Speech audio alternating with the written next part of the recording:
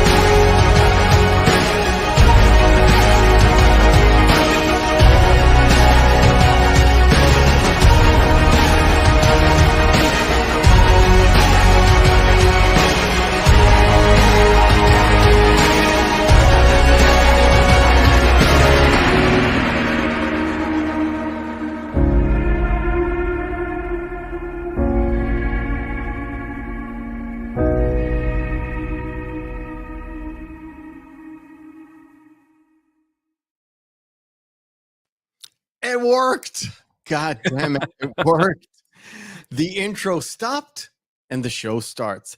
Good evening, good evening, good evening, and welcome to the Reel McCoy. I'm your host, Meffistoe, and always with me, my hetero life mate. Oh, my feelings. How are you, sir? I'm on the wrong side. I'm on the. God damn it. It's gonna be, it's gonna be like that every single time. Yeah. So let's start a new tradition of us flipping sides. All right. What is the Reel McCoy? You might ask. The Reel McCoy is your weekly movie podcast where we ask you to go watch a movie, watch it, come back to us, and we endlessly discuss it, break it down, and try to get you to see good movies or bad movies, just trying to get you to see movies. There's a ton. We discussed this many, many times before, but I will reiterate for those of you who just happen to come across this this mindless and mind-numbing. No, just kidding. This podcast is we were set on a path where we wanted to make sure people get to watch movies that are from across the board. There's tons of content out there, and if you're, have misgivings on certain current day movies that you're like, this is not good, this is good, blah blah blah blah, all that good stuff. This is the place where you might meet something that you've never seen before or heard about, but never bothered to check out. So this is the place. Today, this is October, right? The first show of October. And this is where we start our spooky month. This is a spooky month, and December is going to be even more spooky month. Kind of. I would say December is going to be spoopy, not spooky. Okay. So, but we're not in December yet. We're in October. Halloween is on the horizon, so we're focused on horror films. That's it, horror films. And before we actually start, we'll say hello to the people in the chat. Hello, people all over X, Rumble, all that good stuff. And of course, YouTube's. We have not been rated yet. but we will. It's coming. Until then, we're focused. Well, this month, like I said, horror films, but we're more focused on the newer horror films. As like last year, we kind of concentrated on the more wacky, crazy, fun kind of horror films. This month, it's going to be newer horror, if I'm not mistaken. Is that correct? Yes. Yeah. Yeah, so we'll start with The Babadook, a movie from 2014 that I've only seen for the very first time last year and had to redo it this year. I've only watched it once, and I did watch it at the start of the week, and I had a week, ladies and gentlemen. I will not elaborate too much because we're not doing any politics, any real world stuff. This is just the movie world. So if I forget a few details, I'm already sorry. Phoenix, I know you're a busy man. How many times have you watched it this week? Twice. Twice. And you send me a very lovely message. Do you want to elaborate on that message? What do you mean exactly? The one about how good this movie is.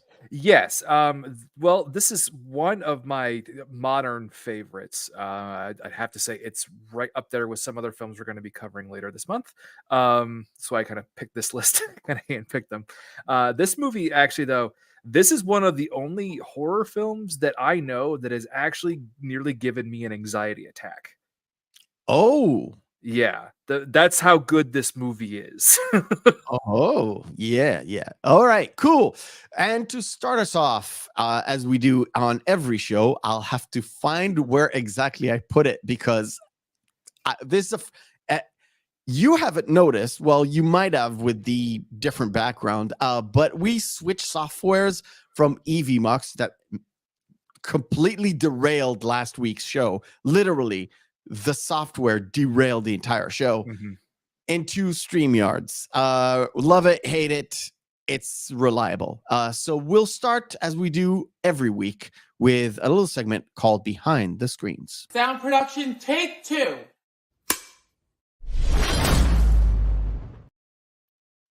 Behind the Screens is where we turn to All My Feelings and get the lowdown on everything behind the scenes, production, all of that good stuff. Take it away, sir.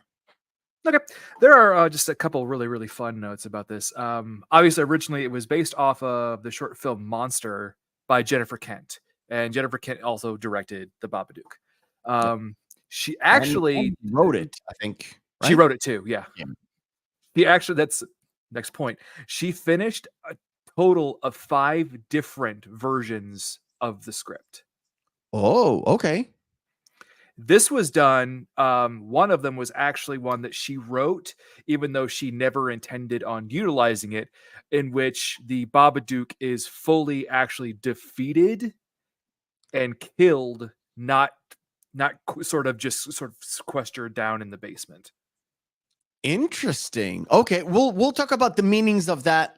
We're gonna get to that. Okay, well, okay. And also the Very reason why it wasn't used. We'll get to that too in just a second. Yeah. So, Kent wasn't able to.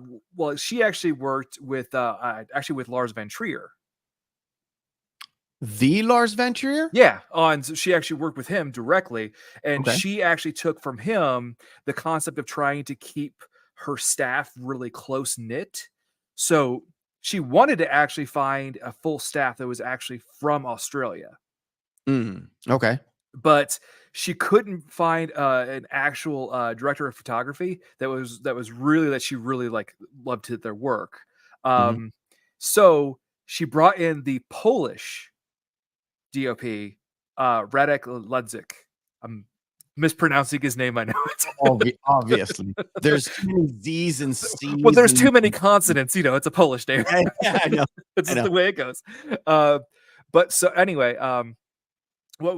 from there, she also brought in an American illustrator to do all of the actual initial artwork for the Babadook, including the books. And she also rehired him as a fellow, after the movie was launched. Because I'll get to that point. Sorry, 1 second. So the total budget had to be reduced multiple times. And it was actually until producer Christina Satan was able to secure funding of 2.5 million from Screen Australia, Mm-hmm. which is their kind of like governmental kind of focus Yeah. project group. You guys in America and probably not India are not familiar with that concept, but there's sort of like funds that allocate actual government money toward the arts. So it means so there's probably a movie specific fund for Australia and museum fund and all that stuff. Yeah. But so they were still a bit short.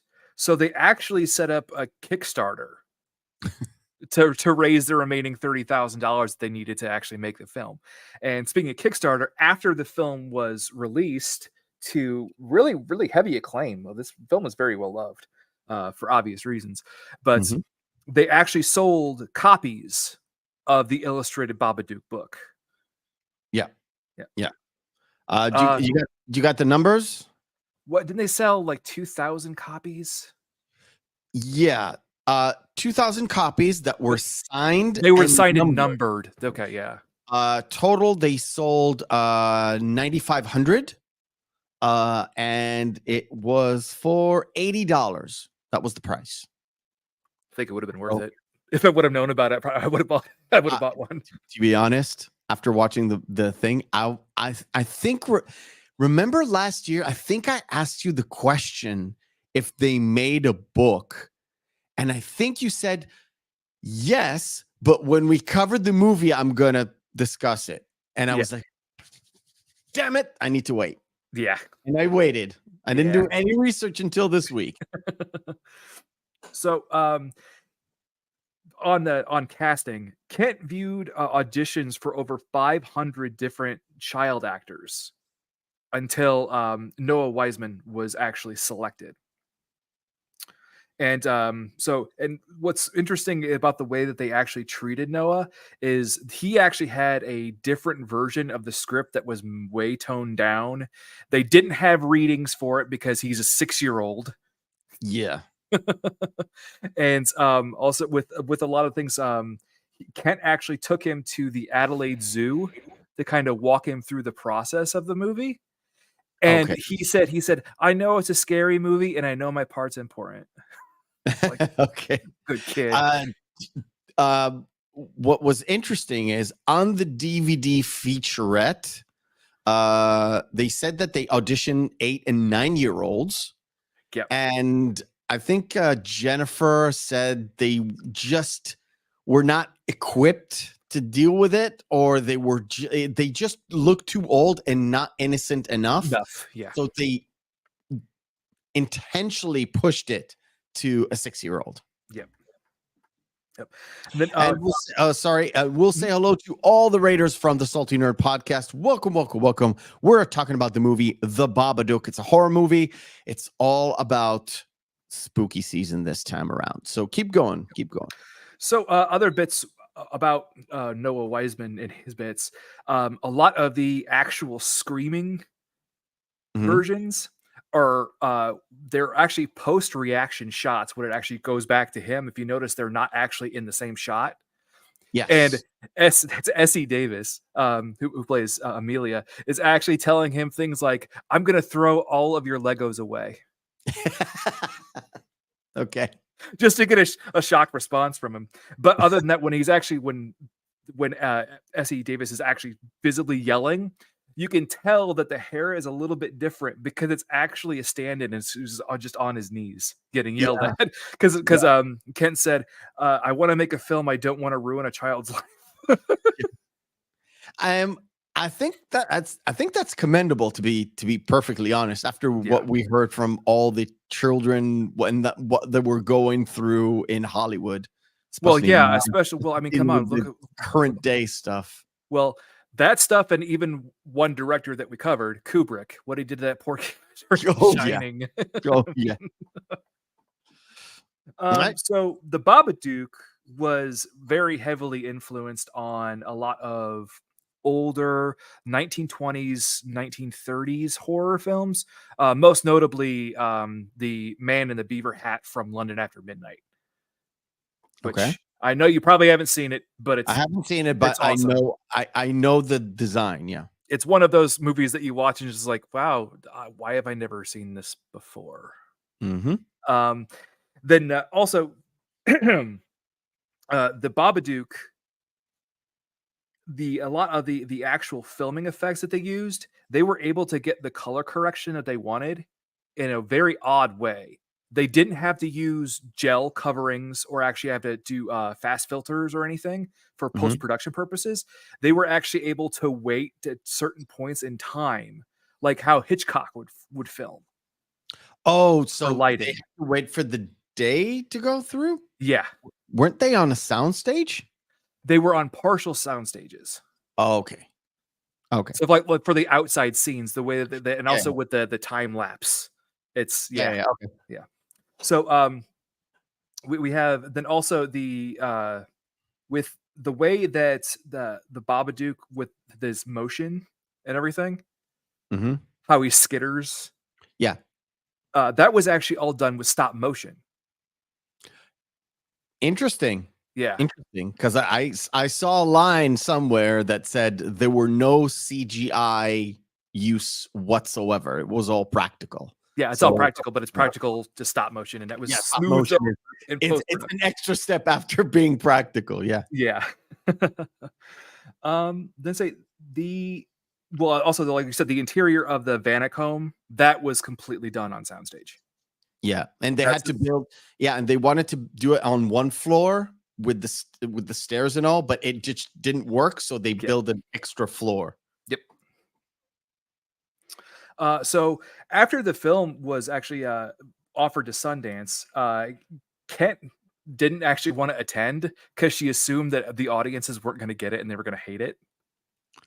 But it actually received like mass acclaim at its Sundance. She sounds a little bit like me.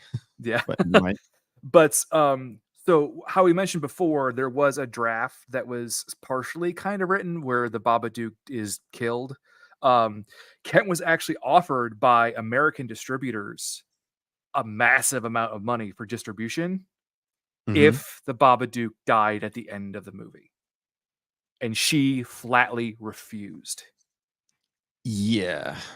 And she flatly refused about something else you probably have in your notes. Yeah, I forgot what it was though. No sequels. Yeah, it's impossible to have a sequel. Yeah. Part of that deal that she didn't get, well, she did not agree to in Sundance was she has all the rights, and she said there's no sequel. No. Yeah. As long as she retains the rights. Yeah, because to her, this was more a story of her in her inner demons, and that's what really the Babadook is. Yeah, we'll discuss it when we get to the actual movie. Anything else on your end? That's it for me. All right, cool. I'll add a few more nuggets of information that I thought you would never get. First of all, there's a few sound effects that are. Oh, I was going to bring up the video game sound effects when they came up. Go ahead. No, well, because from different sources, they are, well, the actual same sound effect is actually utilized. They're just kind of pitched differently. One is the dragon noise from Warcraft 2. Yeah, and it's also the Motaro scream from Mortal Kombat. From Mortal Kombat, yeah. And they have the one where it's just like, there's someone in the house. That's from Resident Evil.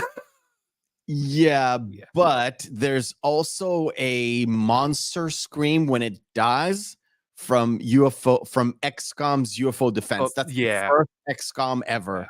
Back when it was on one side of the planet, was called XCOM's UFO Defense, and then the other, it was called UFO Enemy Unknown. It's one of my favorite games of all time. All right. And by the way, I went through after the research. I only recognized the UFO sounds because they messed up the other ones and filtered them, so they're not the original. They used them, so they said they used them, but the filter was They not. changed they changed the intonation and actually like the pitch on the Resident Evil bit.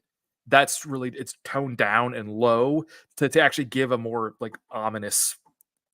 Yeah. Now the Motaro sound, I don't even remember what the sound that they took, so I didn't recognize it. And the Warcraft 2 dragon sounds, they changed it. Yeah, they did. They changed them slightly. Yeah. They changed it. The Anyway, only thing that they didn't utilize though, which I'm really proud of her for not doing that, was utilizing the Wilhelm scream.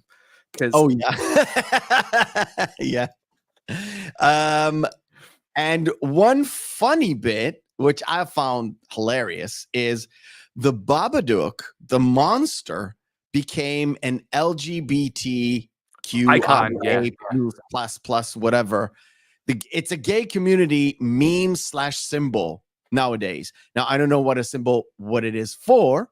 I have a guess, but I won't say it live on YouTube. But it started off because when it first came to Netflix, when Netflix bought it to have it streamed on, it was actually categorized as an LGBT movie. There's a category in Netflix.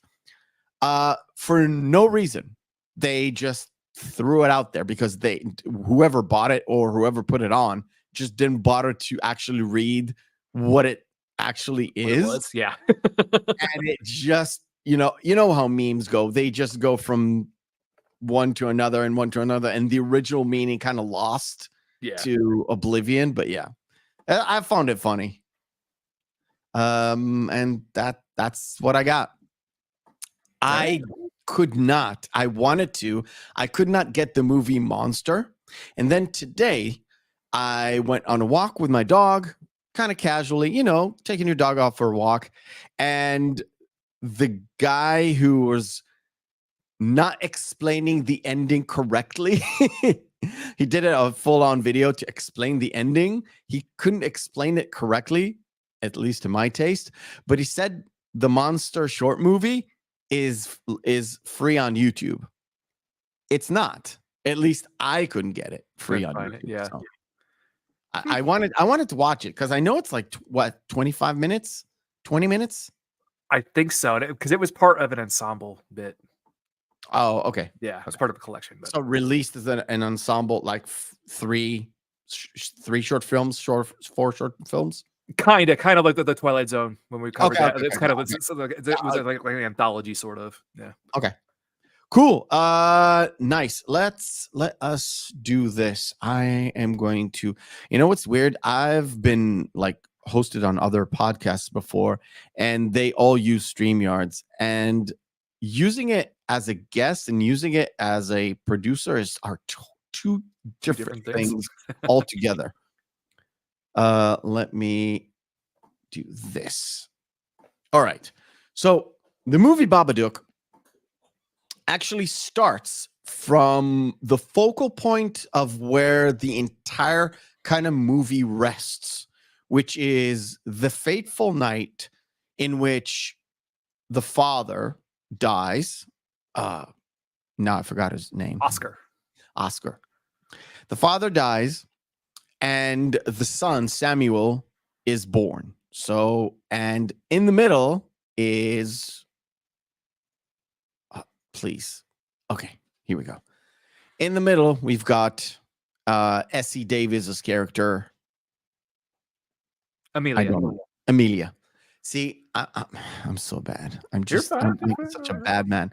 Amelia gets, has her we'll call it a dichotomy, and I'll say why, because she is both sorry for the death of her husband and kind of glad for her son, but not really. And we can't really figure out why. And as the movie kind of it kind of starts with the boy building.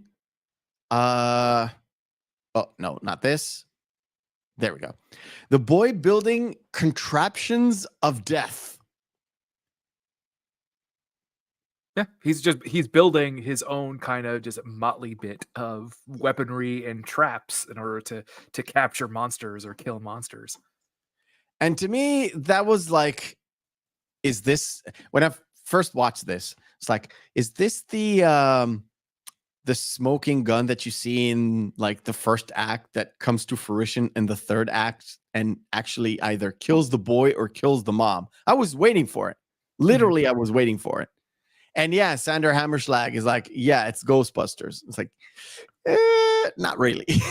Not really. Almost kind of like, so you were thinking, was it Chekhov's? Was it a croquet ball? Whatever. It's Lenin's sickle, whatever you want to call it. I was waiting for it to be that, and it kind of went there for a little bit, but not really. But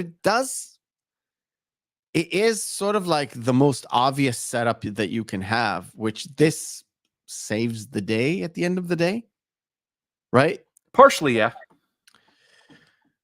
But the problems with the boy is apparent, right? He is very rebellious. He is not listening to his mom, and at the start of the movie, he's the strange one, and Amelia is sort of like it's the single mom. She can't really take it, so she is left to take care of this child, which he's obviously a very rebellious child who doesn't have a dad around the house. He is not being treated as well as you could expect, where we kind of get to find out a little bit later that she hasn't given him a proper birthday because she doesn't celebrate his birthday because it's the same day her husband died. Yeah. Day her husband died, which is sort of that first red flag in their relationship. There's moments where he goes to her bed to sleep because he's afraid of the monster that is, under the bed or in the closet or out the window. So it's your typical child. He has your typical fears, and she acts like your typical parent, meaning there's no monsters here. There's nothing under the bed. They're checking everything to make sure everything goes all right. And of course, the tide has turned once the book is laid in. Now there's a lot of groundwork to be had, right?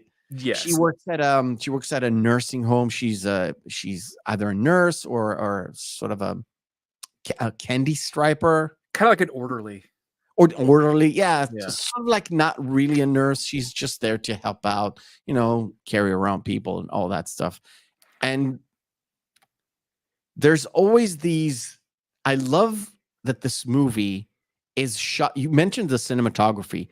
It's shot really, really specifically and really well in order to get sort of like to see them both in this shot in this particular place. Now, the colors, all the colors in this movie are mostly black and white in the house, specifically in the house, where there's hints of colors, but as the movie progresses, she has less colors and he has a little bit more colors, but not much. And it kind of reveals the movie within the movie. There's a lot of hidden meaning in this thing. And we have that also the juxtaposition later when we see Ruby's party, where the boys are in blue, the girls are in pink. It's very one note and supposed to be almost kind of monochromatic in its own way. Like they're supposed to be set up for a certain stereotype. One thing I wanted to bring up real quick is we do have the sort of the catalyst that really sort of starts this push where Amelia's frustration, I think, is the thing that really kind of summons forth the Babadook book in the first place. There's how he goes to school with his little dart gun that he made, and of course they kick him out because that's what they do now. That's one strike, you're done. you're expelled. You're out. That or you're going to be put with one person who's going to teach you specifically, and that's it. So, yeah, go ahead.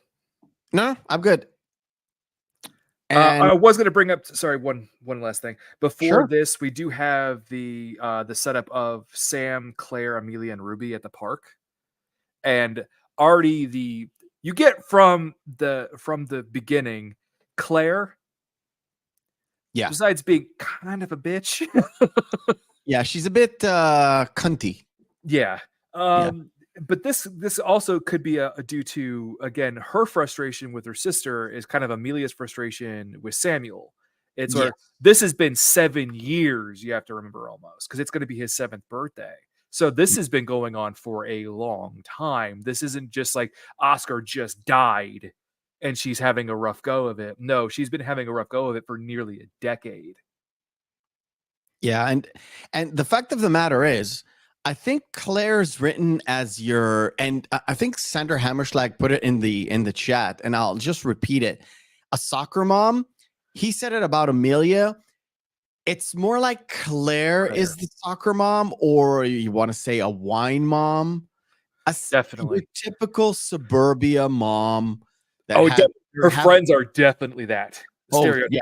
to a T. Yeah. Yeah, and it's very stereotypical. It's very much, you can expect their reaction, and the reaction of her friends and Claire, for lack of a better word, is like, why don't you just move forward? Why don't you just shake this thing off? Over it. Just get over it. They don't understand the position she's in, and the position she's in is your typical depression.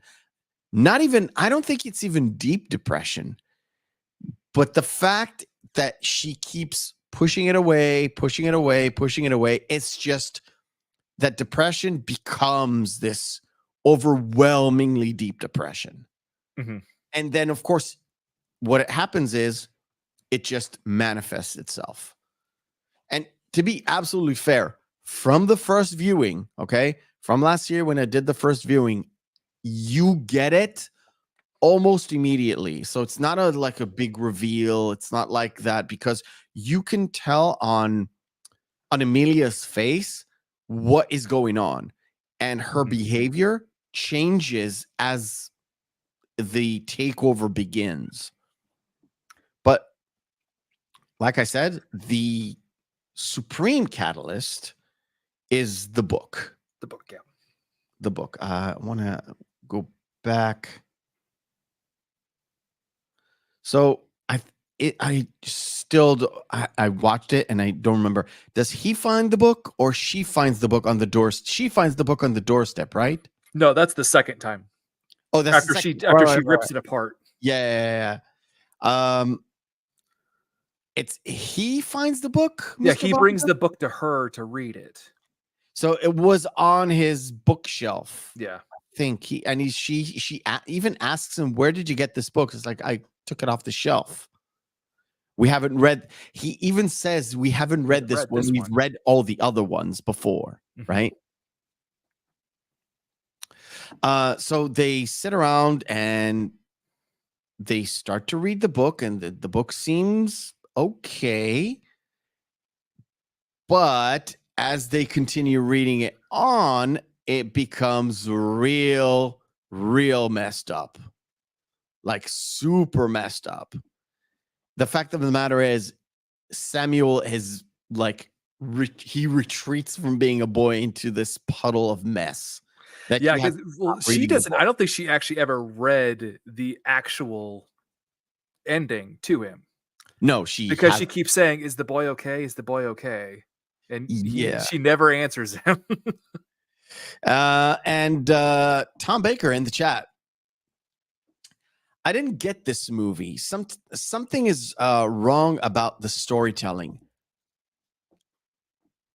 Maybe stay and listen. Maybe you'll change your mind. Maybe we'll change your mind. You know what, Tom? It's for sure. There are certain movies that I had to go back to a few years later, or watch a YouTube video to get a second perspective, and maybe go back to it. So hold on. We'll see. All right, cool. We have some people aboard. it's been 30 minutes. So to give us a little bit of a stress relief, we'll do our first game of the night. What do you say? All right. It is called Missing Marquee.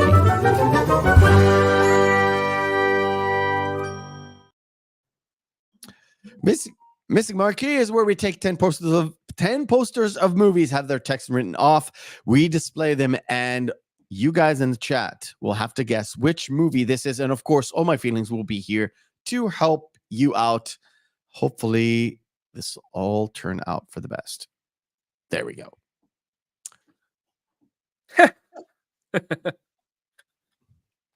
It's a good. That just kind of reminds. Well, it's just a variation of the name of the main character in the movie that we're talking. Yeah, kind of.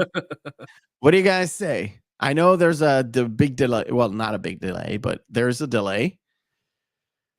Tom Baker with the correct answer. It is Amelie. Movie name is Amelie. Here we go. There's another baseball movie with the same actor that I've been dying to watch ever since James Earl Jones died, and I could not find the time. Field of Dreams? Yep. Yeah. This is Becky's Bull Durham. Correct, Becky. Welcome, Becky. Yeah. Specific poster for a specific movie. Come on, chat. I know Paul knows it, but yeah. Sanders got it. This is MIB, Men in Black original. This is an oldie but a goldie. Yep. An oldie but a goldie. This is a movie I need to rewatch. I haven't seen it in years. I watched it when I was a kid. Yep. Modern Times is correct. Cannot wait. Wait to talk about this. One of Tom Hanks' most underappreciated roles. I love correct. Jude Law's great in it too. It's a novel, right? It's a Yeah. comic book novel. Yeah. Road to Perdition is correct. It's coming up, by the way. Yeah. Tom Baker's got it. Yep. Well, not this one. The other one. It's the lag. Sometimes it gets screwed up on on phones or TVs and stuff. Scarface is correct. It's not the remake. Yes, it is. It is? Yeah, there was one that was about Capone. Yeah. Well, I wasn't aware of it. Yeah. This one is a remake. Yeah. I didn't know it was a remake. Was wild in this movie. Yeah. Tom got it. I'll give him credit for that one. Yeah, it's a typo. Fly, but yeah, it's the Fly. Here we go. I'll push it a little bit further. This is a Steve McQueen movie. Garner, a few others. Mm-hmm. It is correct. The Great Escape. Now, I did not like this movie. I did not either. Oh my God, was it boring? It was boring.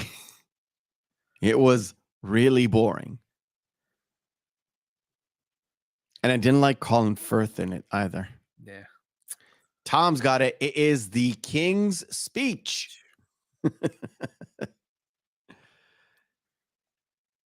Now you have to be specific. We're like, which one is this? You have to be specific. Look at the people involved and tell me which one is it. Tom's like, I have stress already. Yes, this is the game to have the stress.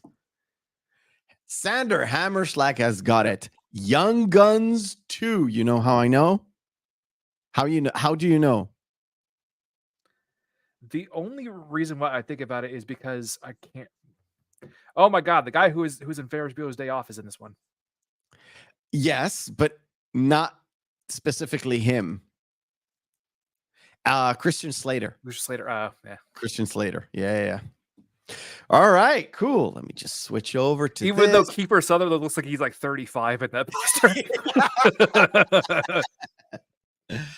All right. I want to get a nice little shot of this. Sort of like, yeah, we'll grab this. After that first night, first of all, the boy comes to his mother. Samuel gets to Amelia, and he comforts her in a little bit, right? He kind of says, I don't want to like sleep with the monster, but he kind of snucks in, and she's having a rough night. Well, she's having a rough night. Well, she was trying to take care of something, and Yeah, she was trying to take care of something. Her libido, we'll call it. yes. And as she was taking care of business, he's like, Mommy, can I sleep with you? Not sleep with you, but go into bed and just cuddle up. Which, And he does not offer the up best. the first sort of kind of there's a setup and payoff of what he says there. He says, I'll protect you as long as you promise to protect me. Yeah, and there's a nice little shot when they when he gets up in the next morning. I just love this particular one where he's like, So, yeah, no, take it back. And this is what? also, she actually got a good night's sleep this time. This is like the last time she actually gets a good night's sleep until she takes the sedative later. But because That's right, that's right. she oversleeps and she has to call into work and everything. And there's also that bit where with with her boss where she's doing the bingo. Anybody got 11? Yeah. Anybody got 5 billion? Somebody's gonna win this game sometime. Yeah. It just shows her frustration with her place of business. And we do have that kind of interaction between her and her coworker Robbie. That's sort of like, it was supposed to be set up as a new kind of romantic entanglement for her. So as a way that if she were to embrace it, like she could help kind of try to move on. And then, oh boy, does Sammy put the kibosh on that when he and he shows up at the house later. Yep. And then of course Samuel gets down to the basement, right? Yes. And he does a magic show. I want to get to specific part. Oh, come on. Now I missed it.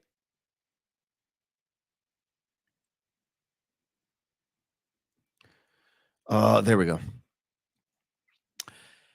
And he kind of uses the picture of his dad right there. And as soon as the mom kind of figures out what's going on, she calls him out from the basement because she doesn't want him to rummage through the old stuff.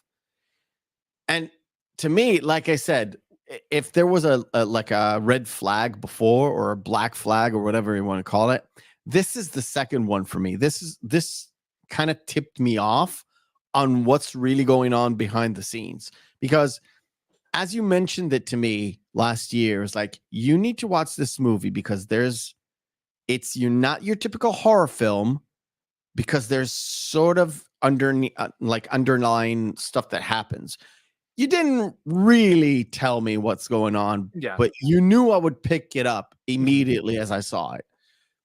And this is one of the things that might throw Tom Baker off, is the fact that a lot of sort of the horror elements are sort of minor to the overall story. Yes, there is a horror element by the Babadook monster being a monster, or like a supernatural being within the confines of this movie, but he's a representation of something rather than a full-on something that happens. Correct. One of the things is kind of affects it kind of affects the relationship between Amelia and Samuel, as Amelia kind of goes back to the book and she keeps reading, and she turns up, like, the night before, she couldn't finish the book. You mentioned that she couldn't finish the book or reading it to She couldn't Samuel. read it out loud, but what she did is here she actually goes and she finds that there's a whole bunch of empty pages at the end of it. She finds empty pages at the end, but the next day or the next time she kind of looks at the book, she realizes, oh, there's like images of our real life. No, that's when she gets the version back that's taped back together, and the new images are in there. Oh, okay. So when the book reappears, but as she reads it, she's like, I don't want this in my house anymore. Yeah. So she tears it up. She takes it at the back and she literally burns it. Right? Or did she just tear it up and threw it? She tore it up and just threw it out. When it comes back, then she goes and burns it. And that's when with her conversation with the police officers, well, do you have this book? Oh, I burned it. It's like, yeah. Well, how come we can't help you? Yeah, I don't even understand why. So she called the police and she tells them about like being stalked. I didn't understand why they could do anything. They really couldn't do anything. All they could do would be to put someone like an officer outside of the house to monitor if anybody actually came, but that would be it. Yeah, because and the only reason why she called them is the fact that the book is back. It's like, oh, somebody's stalking me and sending me this book that I don't want. And also, after she gets off the phone with Claire says you should go to the police. And then when she picks up the phone again, it's this Babadook. So Samuel is invited to Claire's daughter's birthday, and they have this mom thing, and they all look at yes, they're all wearing black. Yes. And I don't have the reverse, but the reverse is she's wearing her pink white stuff. She's wearing white. And the one thing, like you said, it's not just the cinematography, but it's sort of like the set design or the costume design is as the movie moves forward, she gets more disheveled in the hair. Well, the hair is mostly disheveled all the time, but her hair is disheveled and her white-ish attire or white pinkish attire gets dirtier and dirtier and dirtier as it goes along. And when she gets fully, I don't know, in the thralls of being the monster, she almost is black. Almost, not really, but almost. Mm-hmm. And just some things we kind of just skipped over real quick that are really sort of important is how the Babadook is already messing with her mentally, how there was glass in the food. Yes. And I also skip that over. How she keeps rubbing her jaw where that tooth was, and later how she just rips it out of her head. Yeah. And also the picture of Oscar and Amelia where the eyes are crossed out. Yeah. I want to get to a specific point. So what happened is Samuel pushes Ruby out, and Ruby out. I love later when he's talking to the social workers. Yeah, my cousin isn't coming over because I broke her nose in 2 places. Yeah. And of course, when she sort of takes Samuel away, he goes ballistic. Because the Babadook, he actually sees the Babadook in the car. Yeah. Which is nuts because at this, like I said, at this point in time, yeah, there was the glass in the thing and all that stuff, but you're not fully convinced that the Babadook has sort of left the book, because that's what they implied. They implied that the book actually manifests the Babadook out of the book. Yeah, once you read it, it starts. Yeah. Yeah. And sort of like, okay, only the boy sees it, but as stuff kind of reels through, you kind of realize, no, it's not just the boy. And she even goes to the doctor and she literally cries, and the doctor prescribes her was it a sedative or a sleeping Sedative. pill? Yeah. Something, right? And I was like, yeah, that probably is every single doctor is going to prescribe her the same thing as soon as she like it tells him this entire thing. And the fact of the matter is, as soon as she gives it to Samuel, she kind of thinks, well, problems are solved. Um, see how disheveled her hair is here? Mm-hmm. And she is sort of in white gowns and all that stuff. Yeah, that's what I was meaning. Yeah, I gotcha. I was gonna so that right after this, she hears the pounding on the door in the next morning after she sleeps through. Yeah. And she's the pounding on the door, and that's when the new Babadook book shows up, and she actually sees it showing there's the picture of the Babadook over her, then the image of her killing Bugsy, the dog, and then her Yeah. killing Samuel, and then her slitting her own throat. Yeah. And that's the most disturbing part of it. That if you're like, okay, this is not really a horror thrill thing, it's a more of a like mother dealing with her kid thing and dealing with her husband being dead. Now the supernatural thing comes into fruition. Mhm. As up until this point, she could have dismissed Samuel's sort of manifestation of a monster to him missing his dad or him just acting out or him whatever, him pushing Ruby is because he's a boy and he's a bit violent with all Well, the and all to be fair, practices and all that. Ruby was being a little bitch to him too, saying, "Well, there's a reason why you don't have a dad. You don't deserve a dad. And there's a Yeah, reason why we don't go to your house because my mom told my dad it's just too depressing over there." It's like, fuck you. yeah. And she's sort of like acting like one of the wine moms.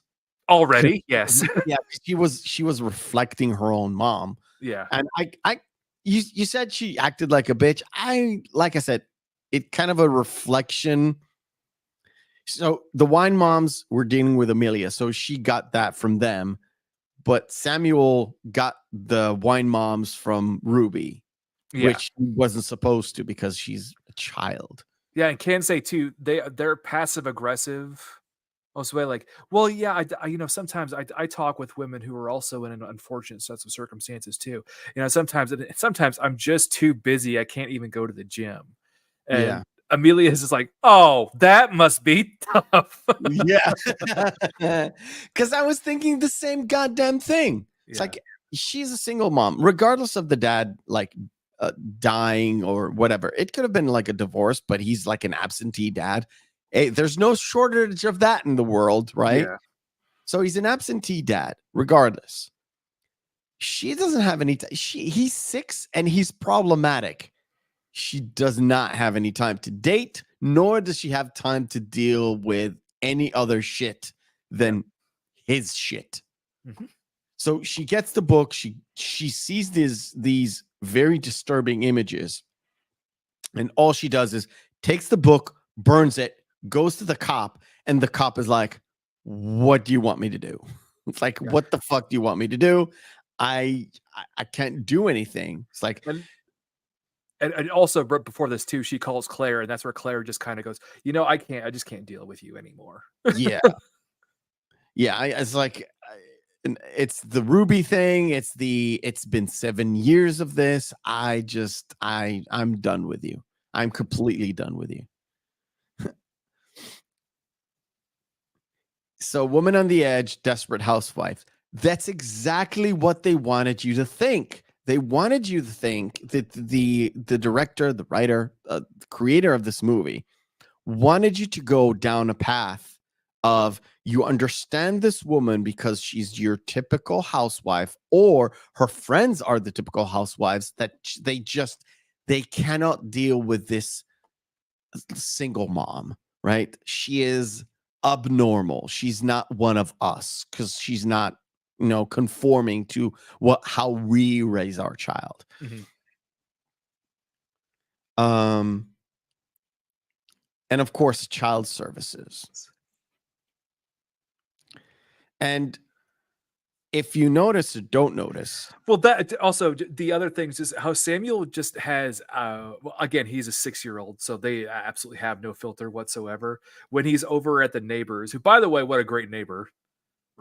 We'll talk yeah, more about her in a minute. But when he's yeah, in there, it's like she has Parkinson's. That's why she shakes like this. And then later, when they're there, he's like, "I'm still sleepy from the drugs mommy gave me." which because of that non-filter, it was like, kid, shut the fuck up, kid. Yeah. You And know, in between this, we have Amelia with where she saw the cockroaches as the yeah. start of like the I'm, bomb I'm, I'm gonna get to that. manifest itself, and the hole in the wall, which was later when they see it, it's repaired, and she has to walk it back by saying, "No, not hole in the wall. I meant hole in the wallpaper." Yeah. Well, this is safe enough. I don't want to see cockroaches and stuff on screen. Okay. She kind of notices the fact that there's something running there, and as she approaches to rip the wallpaper, then you see the first cockroach, and then you see a little bit more. It's like, oh shit. But I wanted to talk to you about the house itself. So this is not the best one, but this is the stuff that you mentioned that where it's sort of repaired. Not in the kitchen. The kitchen is still white. The other the other house is starting to be more grays and blacks inside the house. Mhm. They don't mention it. They don't talk about it. It's just literally little by little, it just becomes darker and darker and darker in there, Mhm. which is all on purpose. And if you don't notice it the first time, you definitely watch the second time, you definitely pick that up. And like I said, there's a lot of little different things that happen throughout this movie that kind of point you to to a specific thing. And if you just watch it on the surface, you kind of miss all those parts because you really need to be into it. And maybe that's why Tom Baker said, well, I'm not really into this movie. It's not for me. You might not like stuff that deals with depression, which if you don't like that stuff, you will not like this movie. Mhm. I generally speaking don't like diving into depression, but when it manifests itself on screen, it's very easy for me to pick it up. Having to dealt with it myself, having friends, very good best friends dealing with this themselves, Mhm. I know how to pick those things up. Now, if you're not into it, I get it, but stay a while. There's that moment. I want to get to there.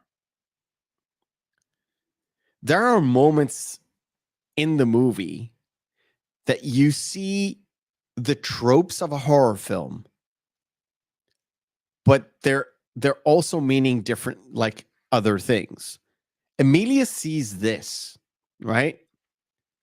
Or is it Samuel that sees this? I don't remember. No, because Amelia's washing the dishes, and he Is sees the washing the first dishes. pop up of the Babadook, and it happens later when she's actually like, I love the how again the director of photography they brought in was able to incorporate it after it's when she's playing classic like horror films. Yes. The Babadook pops up Yes. in the background of a film. I think one of them, I had it down in my notes. It's like an old Italian horror film. I don't remember if it's from 50s or 60s. That's Black Sabbath, and that's later in the film. Okay. Yeah. But they use bits and pieces from old, like obscure horror films, right? Yeah, that and also a lot of films from like the late 20s, a lot of the silent era films with the I think they had part of, I think it's it the Shining Stars was in it. The bit where they have the shooting stars go over in the film. But yeah. And this is one of the shots, just to give you an idea on how black things are. Because on the surface, like if you paid attention, like I said, if you paid attention, you could tell the lampshades were not white, but they're light beige color. The bed was brown, and the bed coverings were light blue. So the bed, the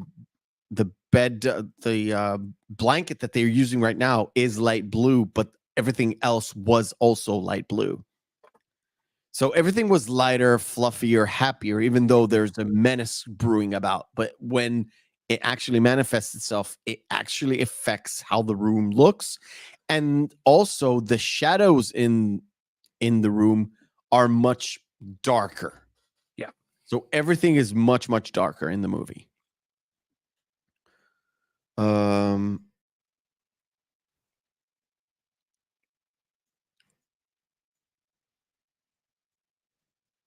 Oh, the dream sequence.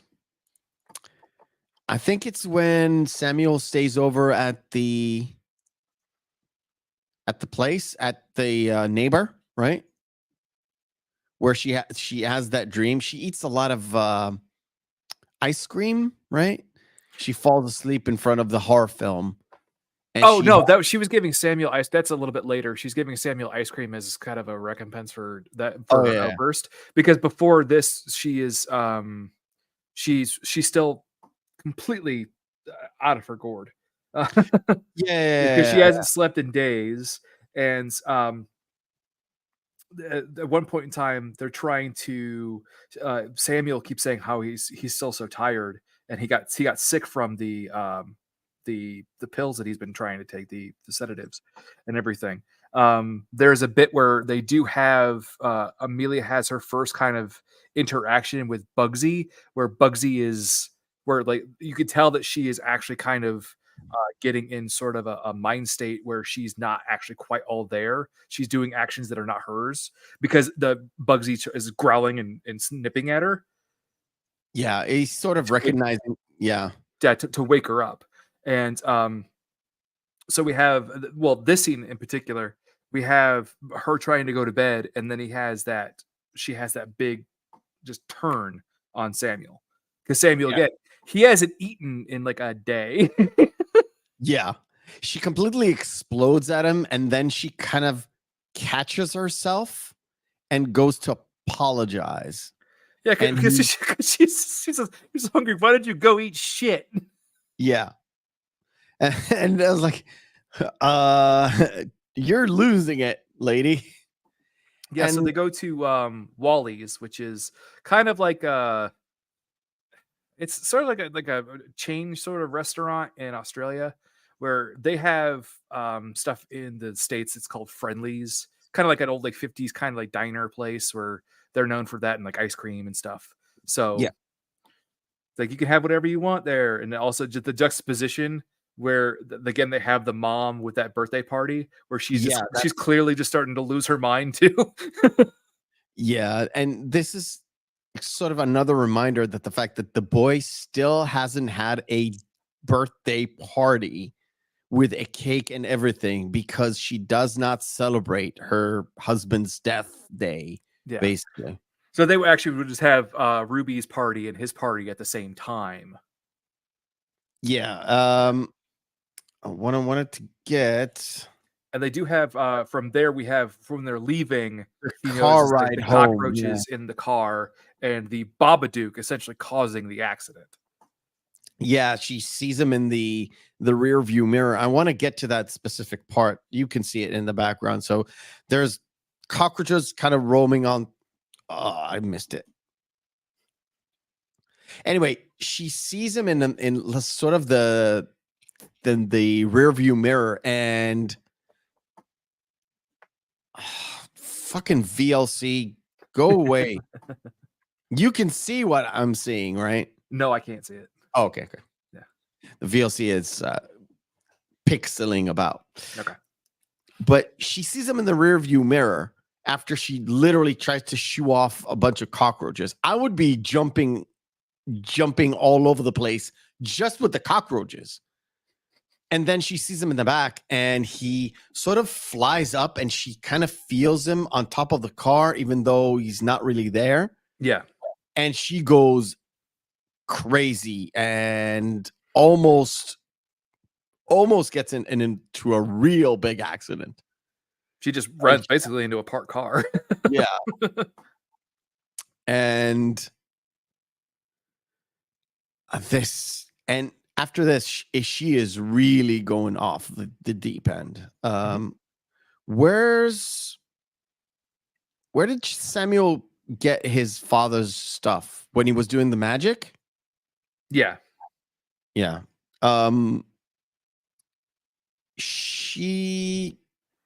There it is. I want to get to there. And then they have the scene in the bathtub. Which is very unnerving. I'll roll it back. That was just very, very unnerving. We have that bit where we can go to Andy Claire's, like Andy Claire doesn't want to talk to us anymore.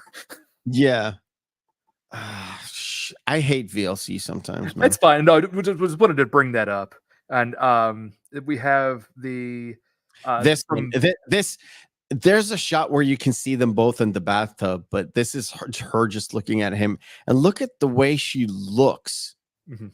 She's talking to him softly, but it seems like there's a menace behind it too. She is not really there. She's not the mom that was holding it together for her son at this point, which is, the dad is already gone. This boy only has his mom, and those people who came just to check up on her were coming from the school to make sure she's all together. Well, they're coming from the state because the boy hasn't been in school for 2 weeks at this point. Well, yeah. And this is Amelia with a violin that was the dad's Oscar's, violin. Yeah, that was Oscar's violin. Mm-hmm. And she is even more out of it. Yeah, because she actually ends up laying in bed, sleeping with it, and she immediately snaps at Samuel when he tries to touch it. Yes, completely. I want to get to the point where she sort of realizes that the Babadook is after her.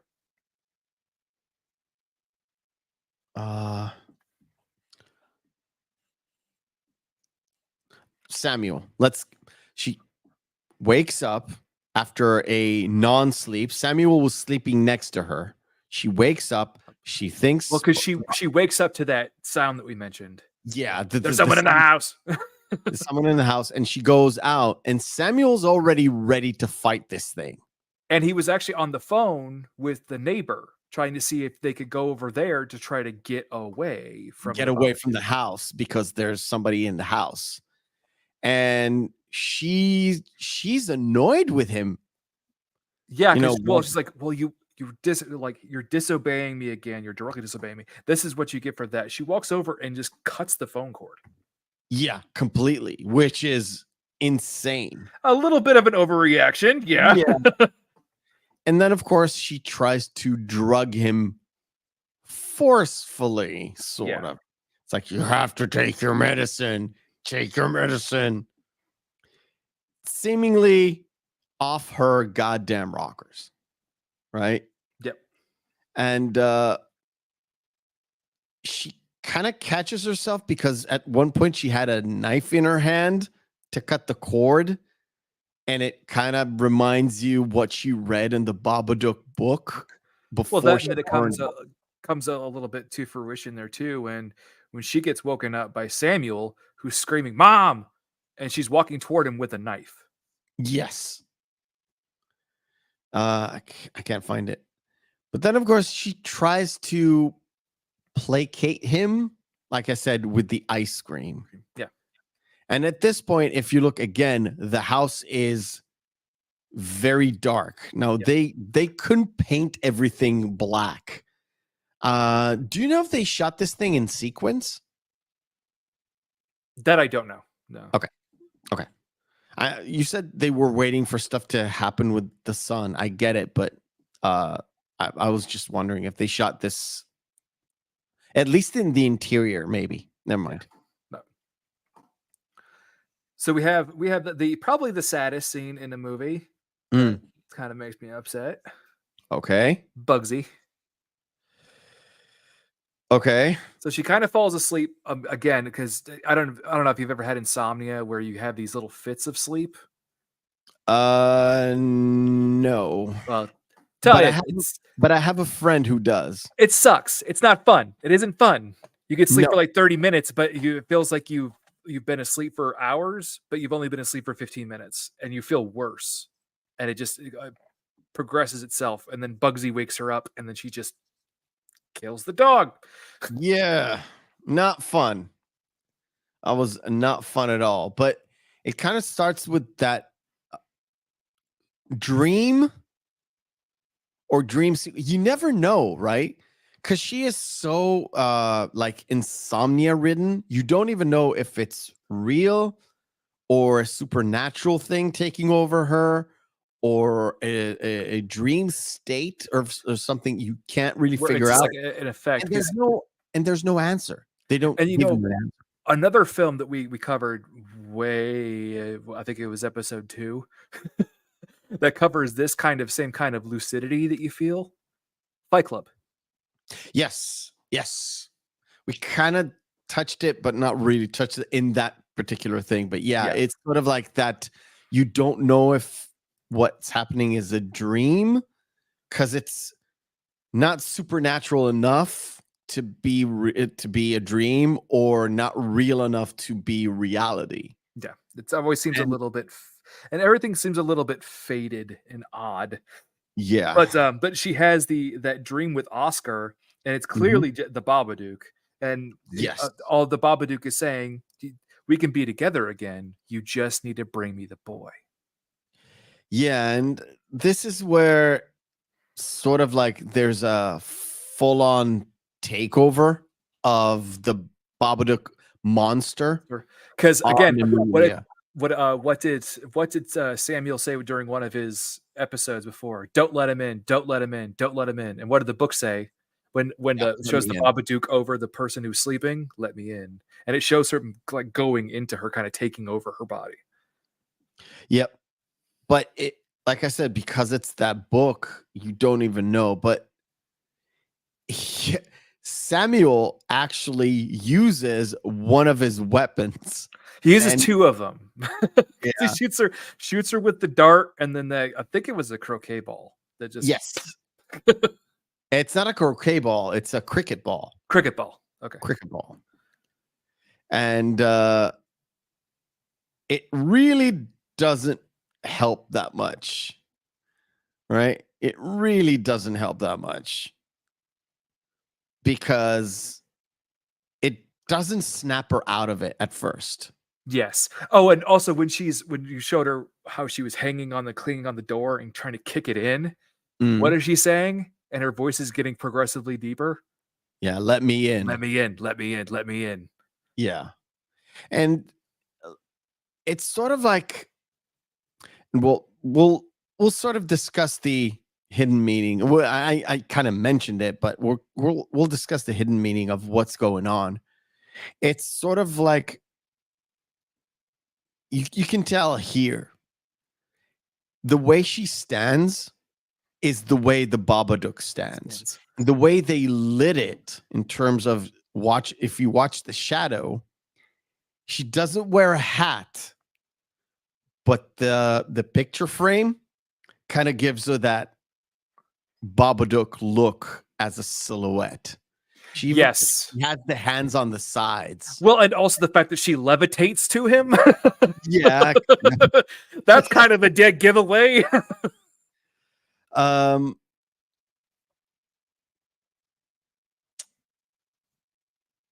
And what happens is Samuel used the croquet ball, knocks her out. Oh, and then sorry, one thing again before, as she's floating to Samuel, he actually pisses himself and she Yes. chastises him for it. And it's like some of the things she says, it's like it's difficult to watch. Yeah, and that's exactly why he was not actually there. Yeah, that was not that little boy. He's fine. No.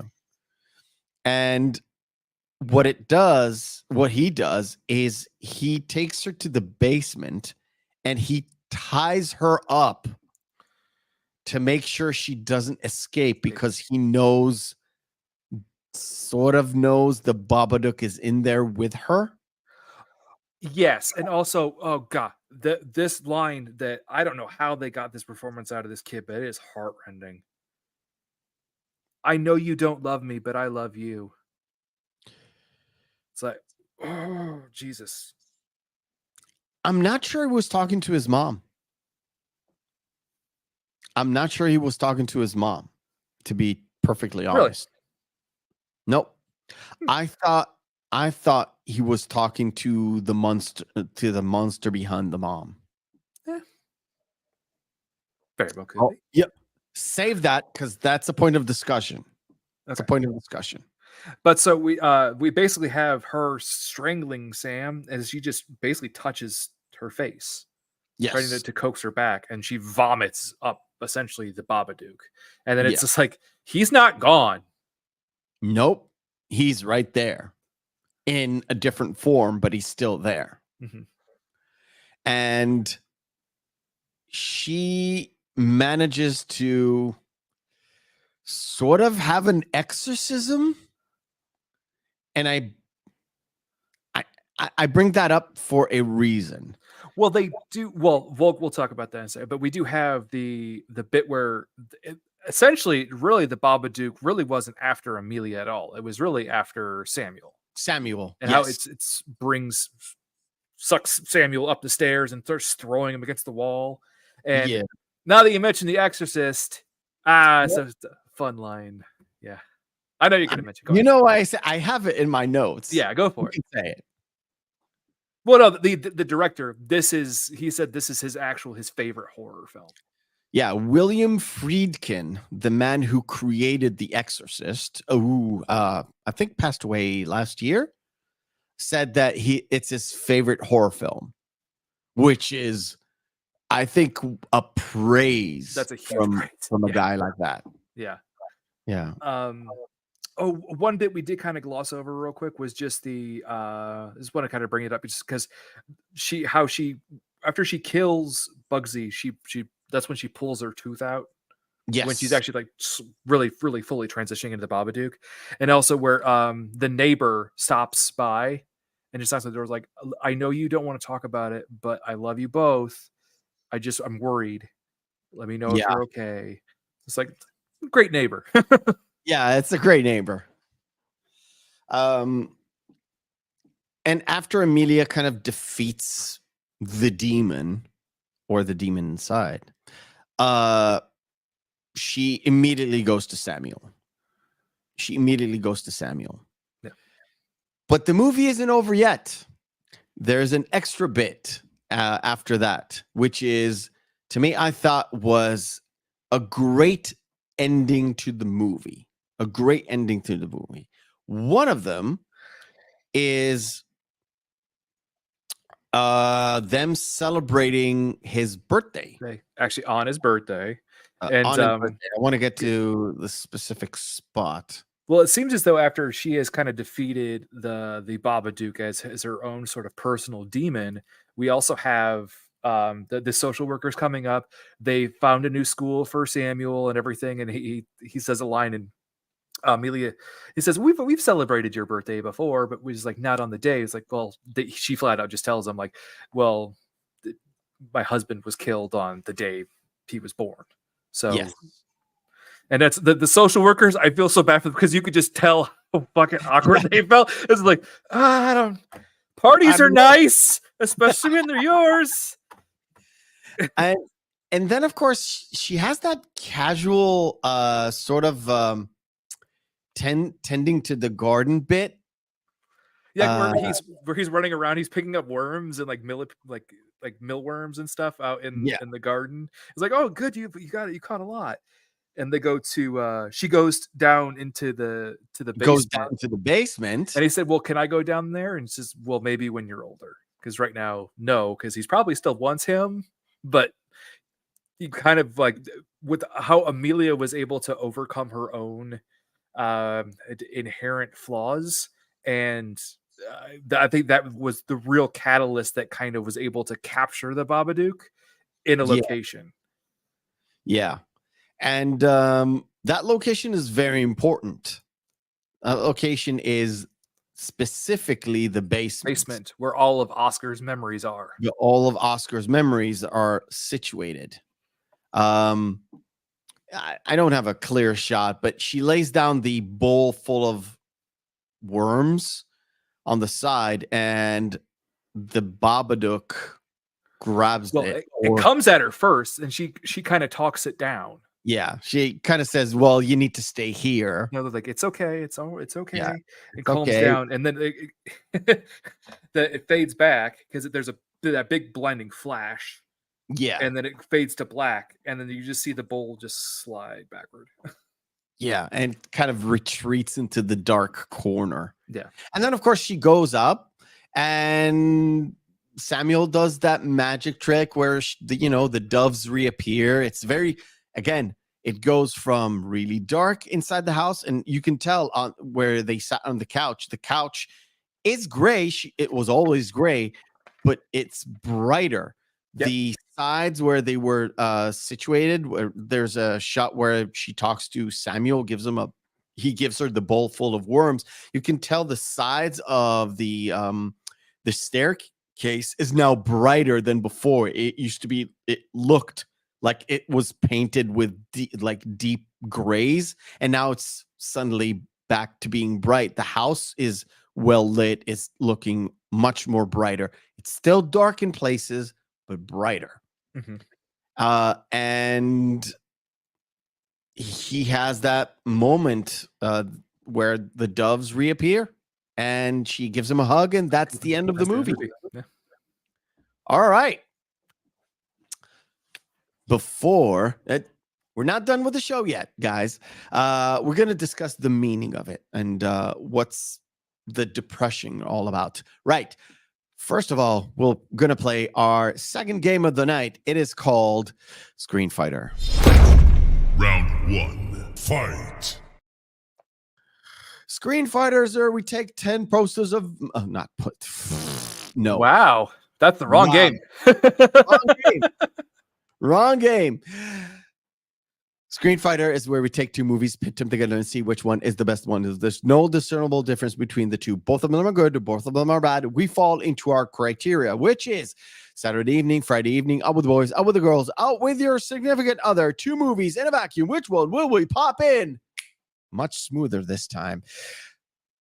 Glengarry Glen Ross, or True Romance.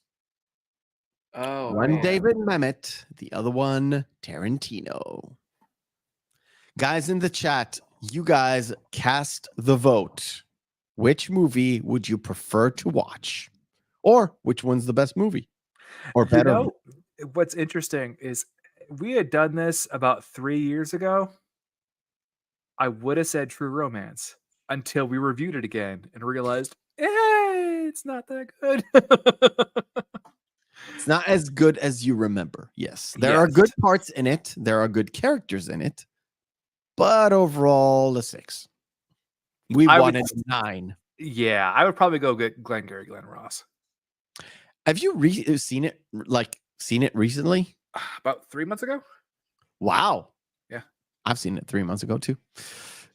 I'm gonna go Glengarry Glen Ross. Better written. It's a completely different type of movie. Yes, Glengarry Glen Ross is much more of a stage play. It was a stage play at one point, but it's much more of a stage play, played out, dialogue driven, character driven, situational driven. True Romance is an adventure of sorts, right? Sort of a rolling adventure. I would rather see Glengarry Glen Ross, for sure. The Lego Movie or Gangs of New York. I have man. issues.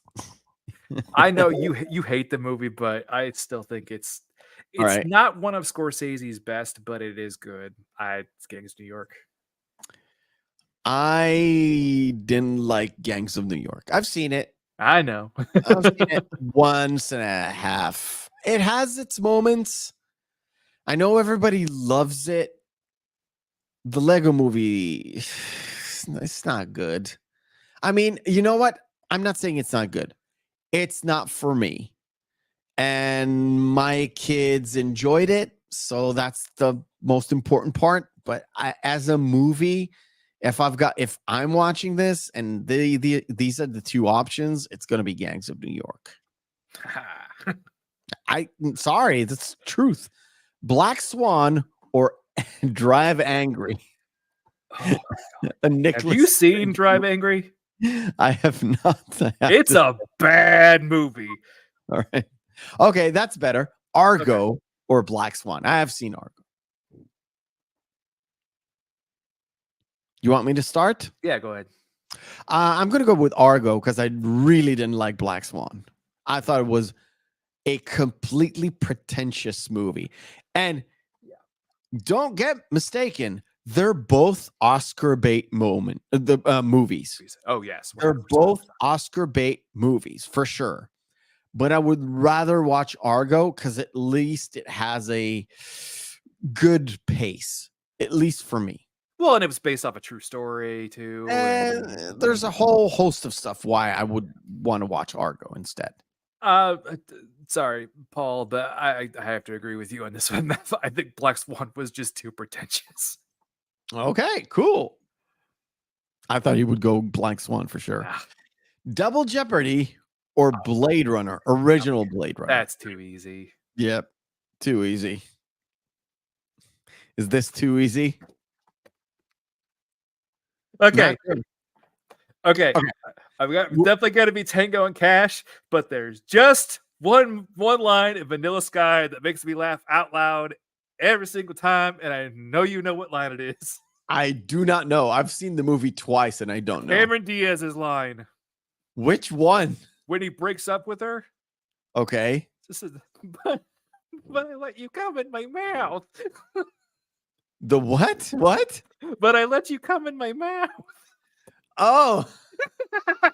It's just such a whiny line, and it's hilarious. Okay, I guess.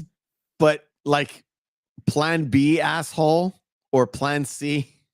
Well, also, Vanilla Sky also just at the end of it, they out of nowhere, they're just like, by the way, everything that you saw was just a fictitious bit of his memory. Yeah, of one life that he was living. It was a bad movie. It was a really bad movie. I've seen it while I was working as an usher / concession stand worker at a local theater, and I was like, why is this movie so good? Why do people think it's so good? It's stupid. Plus, Tango and Cash, the last movie to be released in the 80s. Fubar, baby. Well, I have not seen Tick Tick Boom, and I will probably never see Tick Tick Boom. Matilda or Kung Fu Panda? You want me to start? I'm gonna have to go with Matilda. I would have to disagree because I've seen Matilda more times than I've seen Kung Fu Panda, and I have to say, even though it's Jack Black and I cannot stand the Jack Black shtick, I would rather watch Kung Fu Panda. I really do not like Matilda at all. At all. I think it's a stupid fucking movie. Like the only two guys that I actually like are DeVito and his wife. Yeah, of course. Like I like the bad guys in that movie. Yeah. And they're being real assholes. Mm-hmm. So we need the chat to actually give us the deciding vote. But yeah, it's like Kung Fu Panda is not bad. The second one, third one, fourth one, no. I think I only saw the first one. So glad other people took the second one, they watched it on cable or whatever it was. But the fourth one, I know somebody took them. Not me. No deciding vote. I'll go with all my feelings. American Pie, The Naked Mile, or Peter Pan. I think is The Naked Mile the You know what? fifth offshoot? Because I don't remember which one it is. I've seen because that's actually because those are one of the ones that was direct to DVD. Oh, okay. One. So because I think they had American Pie, American Pie 2, American Wedding. Then they had like offshoots that didn't even have the original cast in them, or they had like one person from the original cast in them. Yeah, and I think one of them had the Stifler's brother who was there for the second or third one. The one that comes into their beach house and is like fuckers, you know. Yeah. Anyway, change of plan. Mission to Mars, that is the Gary Sinise Mars movie, because there were two of them at the same time. Yeah, I was gonna say because the other one was the one with Lawrence Fishburne with the cannibals on Mars. Whatever. There were two of them. One was Mission to Mars, and the other one was Red Planet, I think. Oh, I'm thinking of Ghosts of Mars. That's what I'm thinking of. Yeah, sorry. Wrong movie. I'm thinking of the wrong movie. With Gary Sinise, and the other one was I think it was called Red Planet, was with Val Kilmer. Oh, this one is the Gary Sinise one. Never mind. Or Peter Pan. Original Peter Pan. That's an interesting Japanese poster for Peter Pan, at least. Mm-hmm. Carrie-Anne Moss was in Red Planet. Okay. Hmm? Carrie-Anne Moss is yeah. Given the new Peter Pan, I think I've probably watched the old Peter Pan. I would watch, even though I'm not a Disney fan, I would watch Peter Pan. Right, last one. Oh, that's a good wow. one. That's a good one. Okay. Crouching Tiger, Hidden Dragon, which has a sword in it, or Blade. Original Blade. Because there will always be one Blade. Yes. Yeah. I'm gonna have to go with what we discussed when we had a review of Blade. I'm gonna go with Blade specifically because without Blade, there would not have been any Marvel Cinematic Universe. For better or for worse, there would not have been one. And as always, I agree. I actually came around to Crouching Tiger, Hidden Dragon. When I saw it for the very first time, did not like it. Saw it the second time, fantastic movie. It is fantastic movie. However, of the two, I would rather sit down and watch a 2-hour Blade movie and not a 2.5-hour Chinese movie. Sorry. At least it wasn't Hero. Oh my God, that movie dragged. Oh God, no.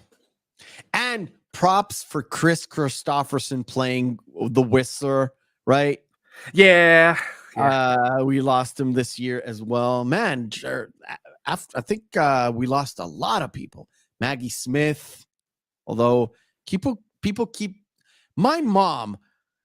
Holy hell, my mom, God bless her soul. She's not dead yet. She said, why don't you just scrap your stuff and do a focused Maggie Smith movie? And she said, why don't you do Death on the Nile? And I was like, Mom, first of all, we've got like a set schedule like for the whole year. Yeah. And she's, yeah, but you can always like bend the rules. It's not set in stone. I said, well, yeah, it's not set in stone. That's fine. I don't owe anybody. It's just me and you basically. Yeah. But I'm not going to do a Harry Potter movie right now. I don't like even the Harry Potter movies. And I want to save Death on the Nile for like a detective month or something. Yeah. And she's like, no, but you don't get it. The audience will be there. It's like, I don't know. I don't think you know how YouTube I works. think you really overestimate the star power of Maggie Smith. I was like, Not speaking ill of Probably. the dead. I mean, if she were alive, she'd agree. It's just like, yeah, I don't think I would really pull that big of an audience anymore. I did tell her it's more worth to deviate from our plan and do Star Wars because of James Earl Jones than to do any Maggie Smith movie ever.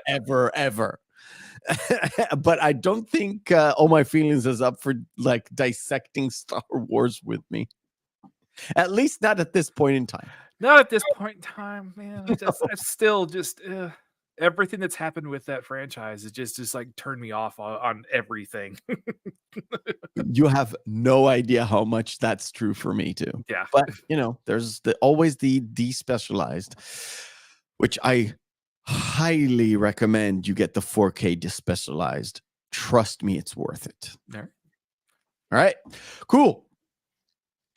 Clash of the Titans, Paul Harley.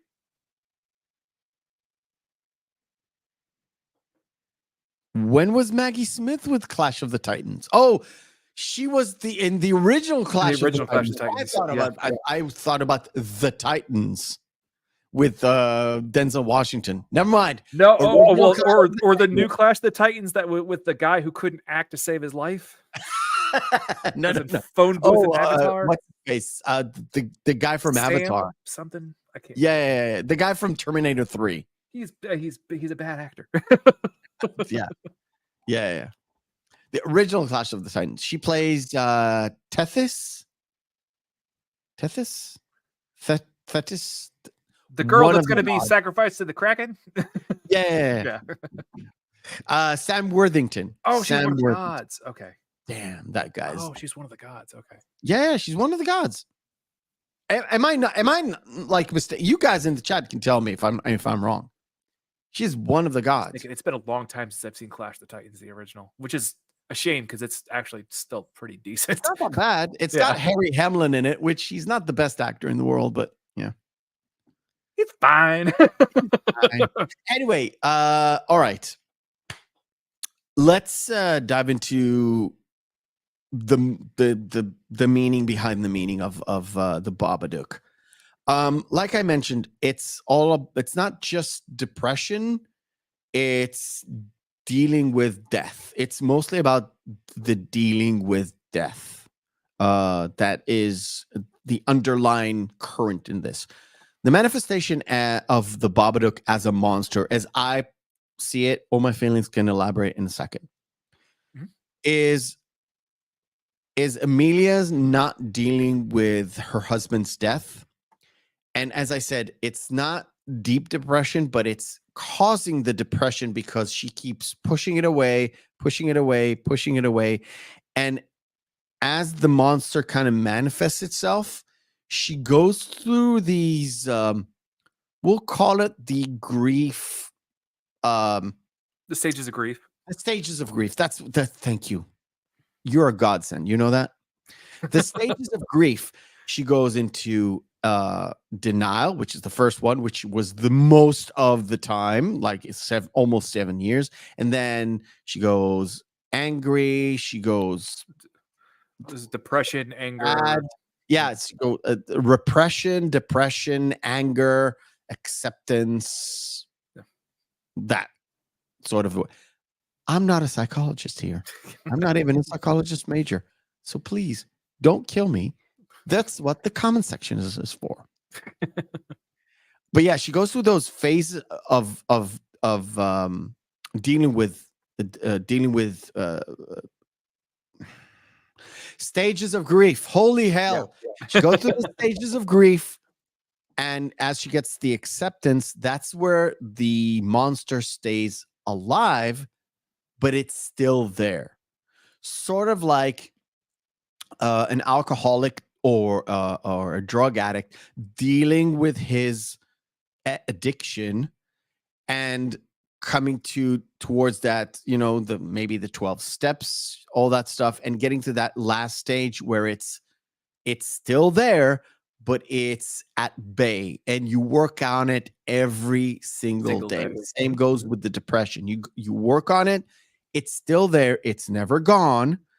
There's like certain degrees of what you get, and then there's sort of like accepting the fact that it's there, and you keep feeding it a little bit at the time, but you don't give in, because there's sort of a line in the sand, or there's a border, or a sort of an invisible border or invisible barrier that this monster cannot cross, because it's been dealt with.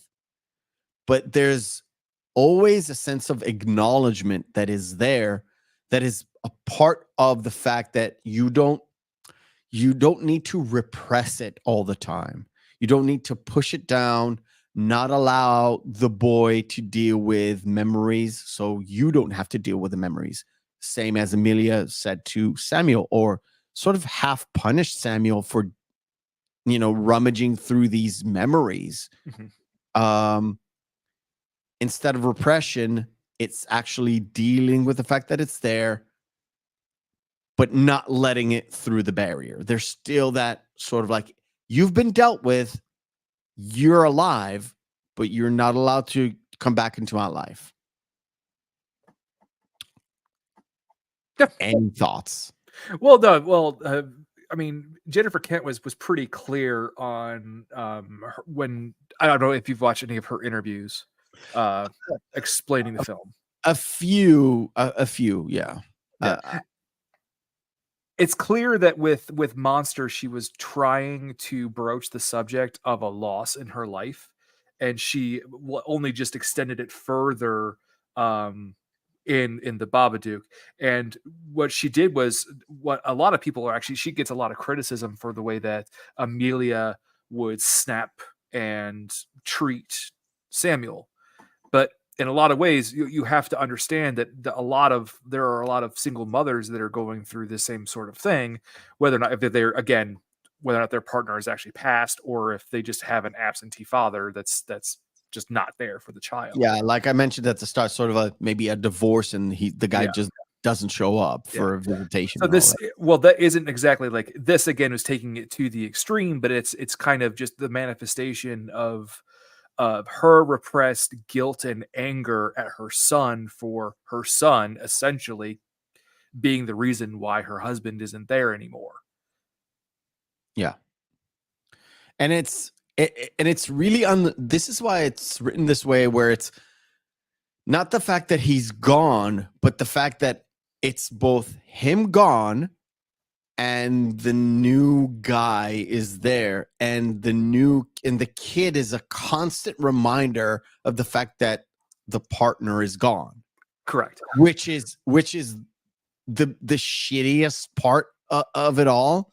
Yeah. And not being able to deal with the husband's death manifests itself as not be able to celebrate the kid's life.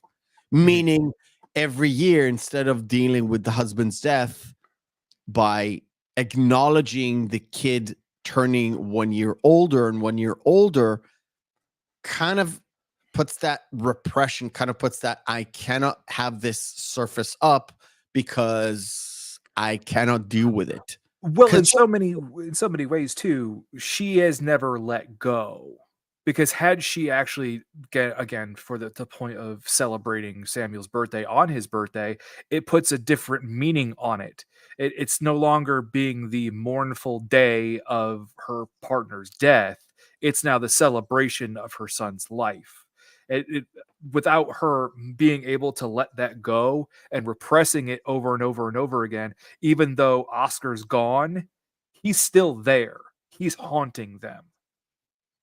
Yeah. Oh, all right. Cool. That kind of brings us to the end. I know it's a little bit shorter today, but that's fine. That's all good. Well, if you think about it too, the Babadook could have been a stage play. It could have been. Yeah. It could have been. It has a first act, second act, third act. Well, and just the minimal amount of actual scenes, and set pieces, and with the way that it actually is designed, and how it's primarily in the house the entire time.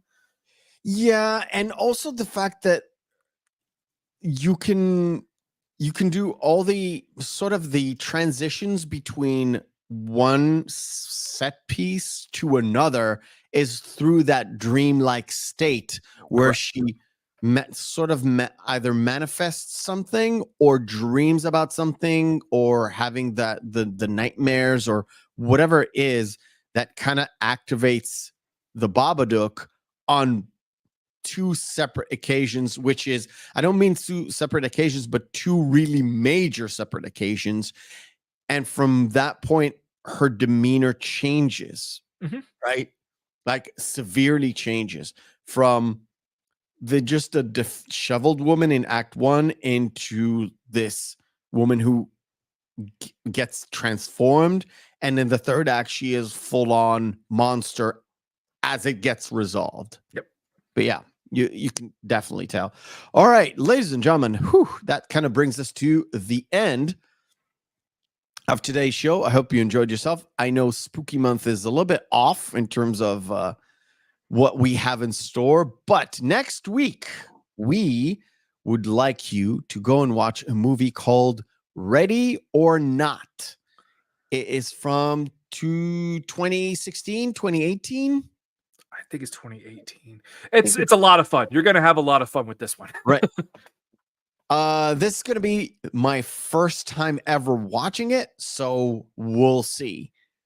The movie will have the week after that I've seen today. I have to tell you, I have opinions. Yes. I have opinions. But next week, join us. Ready or Not. If there's an older movie called Ready or Not from 1987, don't watch that one. It's the one. Well, if you look at it, it's the one starring Samara Weaving.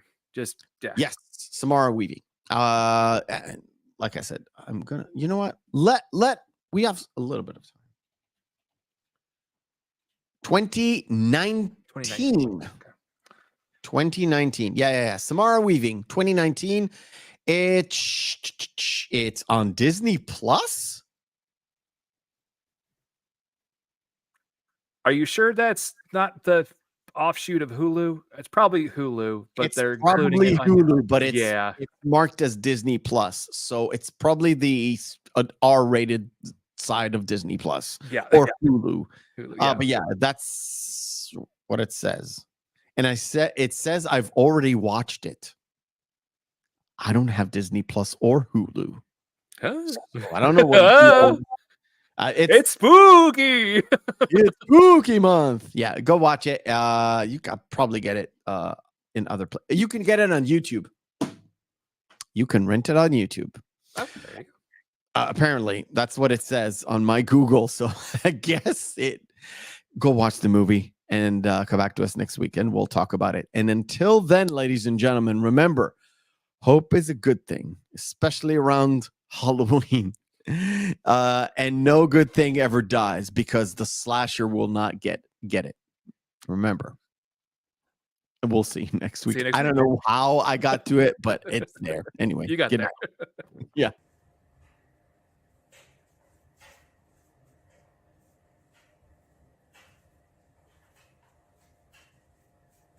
You're still here?